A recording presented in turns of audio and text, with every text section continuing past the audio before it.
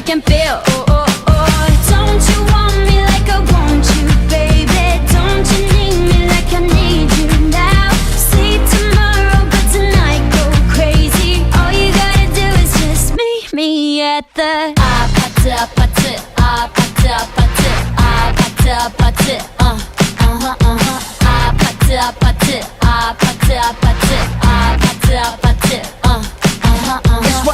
It's whatever, it's whatever you like. Turn this appetite into a club. I'm talking drink, dance, smoke. Permainan Kid Media ini merangkumi topik RPH1 saya yang telah saya sediakan sebelum ini, yaitu di bawah standar kandungan 9.1, yaitu peristiwa bergabung, dan 9.2, peristiwa bersandar dan tidak bersandar. Bagi tajuk besarnya ialah statistik dan kebarangkalian. Secara khususnya, Kid Media ini memfokuskan kepada standar pembelajaran 9.1.1, yaitu memerihalkan peristiwa bergabung dan menyeraikan peristiwa bergabung yang mungkin, serta standar pembelajaran 9.2.1, yaitu membezakan antara peristiwa bersandar dan tidak bersandar. Kid Media ini direka bentuk bagi membantu murid memahami perbezaan antara kedua-dua jenis peristiwa kebarangkalian tersebut secara lebih jelas dan berkesan melalui pendekatan pembelajaran berasaskan permainan. So, di akhir pembelajaran, murid akan menjelaskan maksud peristiwa bergabung menggunakan contoh situasi harian atau eksperimen mudah, menyenaraikan semua peristiwa bergabung yang mungkin daripada satu ruang sampel yang diberikan, membezakan peristiwa bersandar dan tidak bersandar berdasarkan definisi dan contoh, menentukan sama ada dua peristiwa adalah bersandar atau tidak bersandar melalui pengiraan atau pemerhatian ruang sampel. Lalu soba abu, monitor ketua, anggota mau lapor. Bagaimana saya hasilkan Kit Media ini? Peralatan dan bahan-bahannya seperti berikut.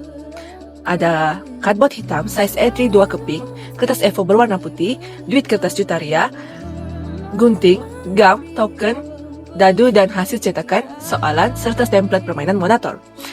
Template ini direka menggunakan aplikasi Canva. Template Monator ini juga saya sertakan dalam QR ini. Masak nasi dalam bambu, bakar kayu atas batu sa. Permainan Monator ini direka untuk membantu murid memahami topik kebarangkalian melalui pendekatan pembelajaran berasaskan permainan. Sebelum permainan dimulakan, seorang juri akan dilantik oleh guru. Juri ini boleh terdiri daripada guru sendiri ataupun seorang murid yang telah dipilih. Juri tersebut akan bertindak sebagai pihak bengkel sepanjang permainan dijalankan. Tugas juri ini adalah untuk menguruskan uang permainan, mengagihkan uang permulaan, menerima bayaran dan denda, memberikan ganjaran uang, membacakan soalan, menyimak jawaban berdasarkan skema jawaban yang telah saya sertakan. Untuk memastikan permainan ini dipatuhi. Sekiranya berlaku sebarang pertikaian, keputusan juri adalah muktamad. So, specialty untuk juri itu. Permainan ini boleh dimainkan oleh 2 hingga ke 6 pemain, sama ada individu ataupun secara berkumpulan.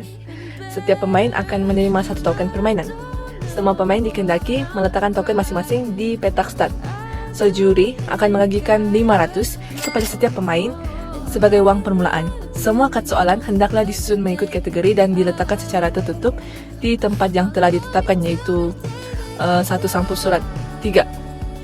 So, untuk menentukan giliran, setiap pemain akan melontar dadu dan pemain yang memperoleh nomor yang tinggi akan memulakan permainan terlebih dahulu. So, permainan ini akan diteruskan mengikut arah jam yang macam ini. Pada setiap giliran pemain perlu melontar dadu dan menggerakkan token mengikut bilangan nombor yang diperoleh daripada lontaran dadu. Dalam permainan ini, warna petak mewakili jenis peristiwa kebarangkalian. So, jika pemain berhenti di petak berwarna ungu, pemain perlu mengambil kad peristiwa bergabung yang akan juri bagikan.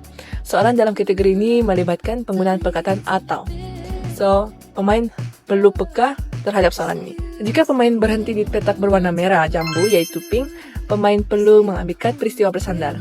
Soalan dalam kategori ini melibatkan situasi tanpa penggantian, di mana kebarangkalian peristiwa kedua bergantung kepada peristiwa pertama. Sekiranya pemain berhenti di petak warna biru, pemain perlu mengambil kad peristiwa tidak bersandar. Soalan dalam kategori ini melibatkan peristiwa yang tidak saling mempengaruhi, sama ada dengan penggantian atau peristiwa bebas.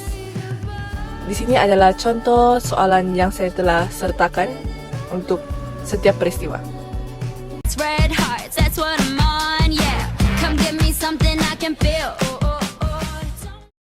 Bagi setiap soalan, juri akan membacakan soalan dan pemain diberikan masa 1 menit untuk menjawab. Jika soalan betul, pemain akan menerima 100 daripada bank.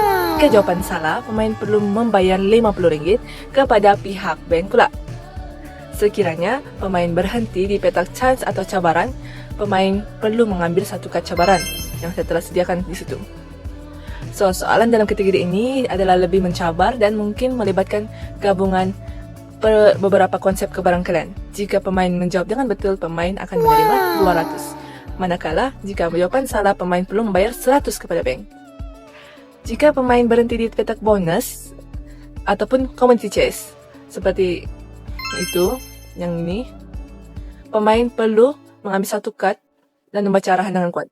Pemain hendaklah melaksanakan arahan tersebut sama ada melibatkan penerimaan wang, pembayaran wang, atau kelebihan tertentu dalam permainan.